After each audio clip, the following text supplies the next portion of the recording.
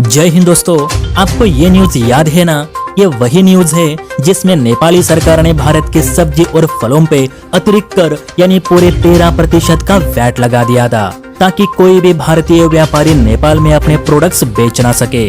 जबकि चीनी व्यापारियों के लिए ऐसा कोई भी टैक्स नहीं लगाए गए हैं, जबकि उनके प्रोडक्ट्स भारत से महंगे हैं। इसके बावजूद नेपाली सरकार भारतीय सब्जियों का बहिष्कार कर रही है और चीनियों को आकर्षक ऑफर्स दे रही है। और दोस्तों, गौर करने वाली बात तो ये है कि अतिरिक्त कर प्रचंड के भारत दौरे के अगले दिन ही लागू कर दिए गए, जबकि नेपाली पीएम प्रचंड ने भारत के साथ झोली भर के समझौते साइन किए हैं, जिसमें नेपाल को नई रेल लाइन से लेकर हाइड्रो पावर प्लांट बना कर दिए जाएंगे। पर देखिए ना, इतना सब कुछ करने के बाद भी नेपाल ने आखिर साथ तो चिंता ही दिया। तो ऐसे पड़ोसियों को सबक सिखाना भी जरूरी हो जाता है। दरअसल जैसे ही नेपाल की ओर से भारतीय सब्जियों पर अतिरिक्त इंपोर्ट टैक्स लगा दिया गया, तो हमारे व्यापारियों ने भी सरकार के निर्देशानुसार नेपाल को निर्यात की जाने वाली हर तरह की सब्जी और फलों पर रोक लगा दी।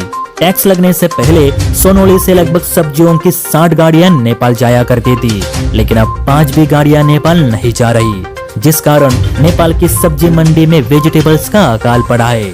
आपको बता दूं कि नेपाल अपने जरूरत का लगभग सारा प्याज भारत से ही आयात करता है। पिछले साल उसने हमसे 1,74,000 टन का प्याज आयात किया था। इसके अलावा नेपाल जो अपने यहाँ आलू उगाता है, वो 60% स्थानीय मांग को पूरा करता है, जबकि शेष 40% आलू उसे भारत से ही आयात करने पड़ते हैं। आलू और प्याज के अलावा लगभग जरूरत की हर सब्जी यानी बैंगन, मटर, लहसुन, बीन्स और पालक के लिए नेपाली लोग भारत पे ही निर्भर है, क्योंकि चीन की सब्जी नेपाल का हर एक रहवासी खरीद नहीं सकता, क्योंकि वो उनके बजट से बाहर है। जबकि भारत काफी सस्ते दरों में नेपाल को वेजिटेबल सप्लाई कर रहा था। बताया जाता है कि सरकार द्वारा वैट लागू करने से पहले काठमांडू घाटी भारत से रोजाना 700 से 1000 टन प्याज आयात करती थी, लेकिन पिछले 10 दिन में भारत से प्याज आना ही बंद हो गए हैं, जिसका खामियाजा नेपाल के गरीब लोगों को भुगतना पड़ रहा है।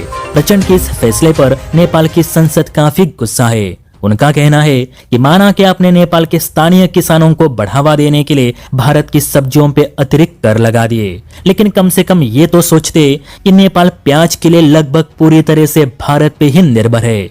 ऐसे में भारत को नाराज करके आपने क्या हासिल किया? आपकी ये हरकत नेपाल के आम लोगों को बहुत महंगी साबित हो रही है। देखा जाए तो दोस्तों, नेपाली सरकार प्याज, आलू और फलों के लिए तड़प रही है, और आज नहीं तो कल उसे भारत के आगे हाथ फैलाने ही पड़ेंगे, क्योंकि भारत जितना सस्ता माल नेपाल को कोई भी नहीं दे सकता।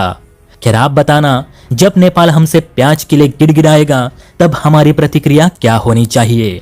कमेंट करके जरूर बताइए। और हाँ, वीडियो अच्छी लगी तो लाइक एंड सब्सक्राइब भी जरूर कीजिए। जय हिंद।